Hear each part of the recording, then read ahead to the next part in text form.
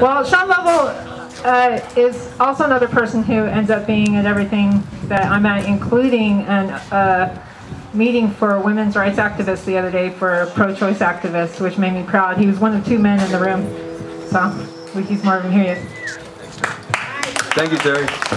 Hey guys, I'm Sean Lovell. I'm a community organizer and activist. I live in Oklahoma City. Juliana spoke earlier, and she actually had some really interesting points.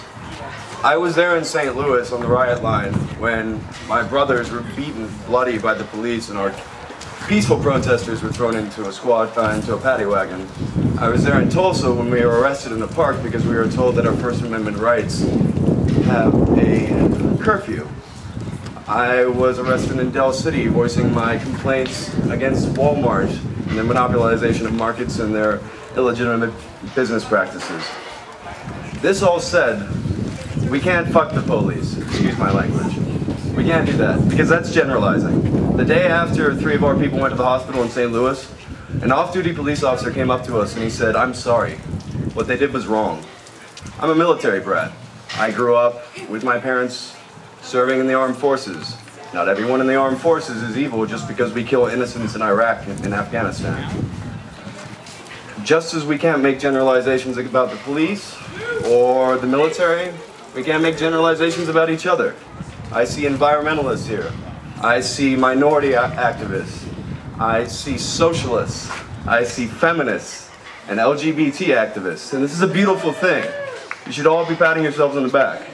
This is a ripe moment of opportunity in Oklahoma. We have the beautiful potential to form a united progressive front where we can actually see some of the change we want to happen occur. And to do that, we need to work in concert. There is no us versus them. There is just us. I don't know if there's a contact list going around right now, but everybody should be on it. And everybody should be saying in the same vein of communication. My specific point that I want to bring up when we speak of vocabulary, F the police, the military-industrial complex, I want to introduce a word to you. It is Walkernomics. Walkernomics is, in short, the commodification of human rights. Walkernomics seeks to steal the collective bargaining rights of public sector employees, the same people that take out your trash, the same people that work in your hospitals, the same people that educate your children, the same people that make sure the food that you eat is safe. These markets are being stripped of their collective bargaining rights, which is just the first step in denying them the right to be public employees in the first place. Eventually those markets are going to be privatized. What that means is that the people that are making sure your food is safe and your children are educated properly are doing it for profit. No longer is there a matter of conscience or morality dictating these markets. It is commodifying your very human rights. Now, Walkernomics, Scott Walker did that in Wisconsin, and that's coming home. The city of Moore, the city of Edmond, and the city of Midwest City have lost their collective bargaining rights on a municipal level. And Lawton. Yes.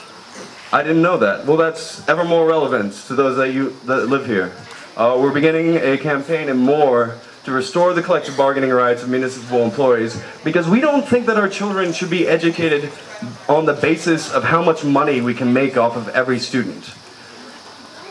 We're going to restore the collective bargaining rights by re-electing the city council persons that speak for the people and not for the businesses. And this is an initiative that needs to spread to Lawton. This is an initiative that's going to spread to Midwest City, Edmond, and eventually elevate to a statewide level.